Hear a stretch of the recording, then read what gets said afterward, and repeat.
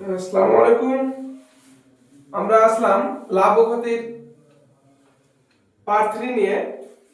আমরা প্রথমে দেখতে পাচ্ছি একটি দ্রব্য ক্রয় মূল্যের উপর 25% লাভ হলে বিক্রয় মূল্যের উপর শতকরা লাভ কত।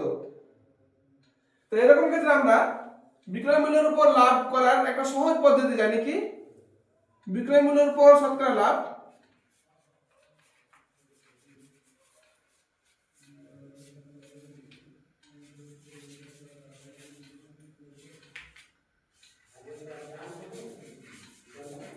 শতকরা লাভ সমান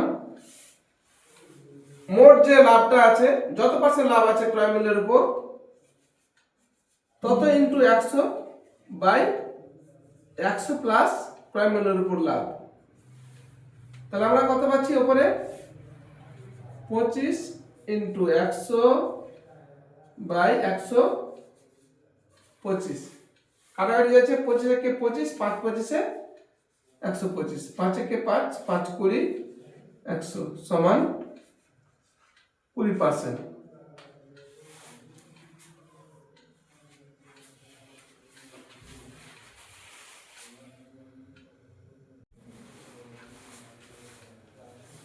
হ্যাঁ, পরের অঙ্কটা কি দেখতে পাচ্ছি, একটি দ্রব্য বিক্রয় মূল্যের উপর 25% লাভ হলে ক্রয় মূল্যের উপর শতকরা লাভ কত। এরকম ক্ষেত্রে আমরা ক্রয় মূল্যের উপর শতকরা লাভ আগের মতোই, শুধু এই প্লাসের জায়গাতে কি হয়ে যাবে মাইনাস, নিচে যে প্লাসের জায়গাতে 100 প্লাস যে লাভটা দিয়েছিলাম সেটাকে শুধু মাইনাস হবে, বাকি একই রকম আগের মতোই। তাহলে কত হচ্ছে 25 ইন্টু 100 বাই 75। কাটাকাটি যাই 25 থেকে 25, 3 25 75, 100 বাই 3% সমান হবে 33 পূর্ণ 1 বাই 3%। এর অ্যান্সার।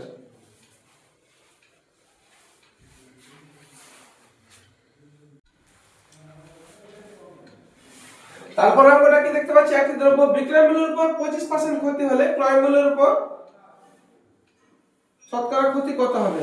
এরকম ক্ষেত্রে এই যেখানে আমরা মাইনাস দিয়েছিলাম আবার এটা প্লাস হয়ে যাবে, প্রথমটা একের মতো হয়ে যাবে, একের মতো।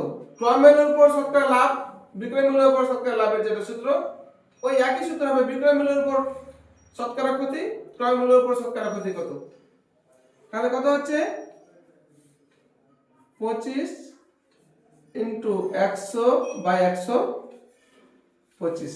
কাটাকাটি যাই 25 একে 25, 5 25 125, 5 একে 5, 5 20 100 সমান 20%।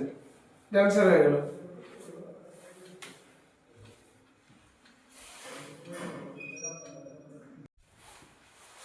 আবার আমরা দেখতে পাচ্ছি একটি দ্রব্য ক্রয় মূল্যের উপর 20% ক্ষতি হলে বিক্রয় মূল্যের উপর শতকরা কত ক্ষতি হবে।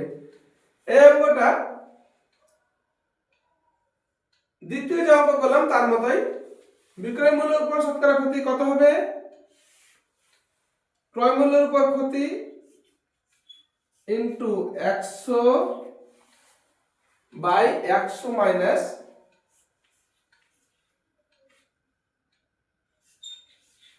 শতকরা ক্ষতি। তাহলে কত হচ্ছে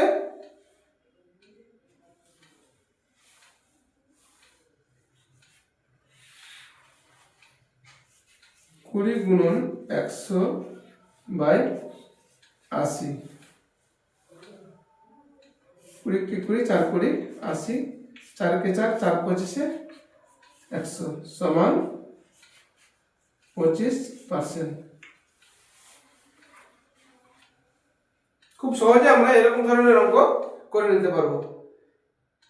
লাভ ক্ষতির অনেকগুলো ধরন আছে, আমরা আস্তে আস্তে শিখবো। এই শেখার জন্য আমার চ্যানেলটিকে ফলো করে রাখবেন, আপনারা পরবর্তী অঙ্ক পেয়ে যাবেন।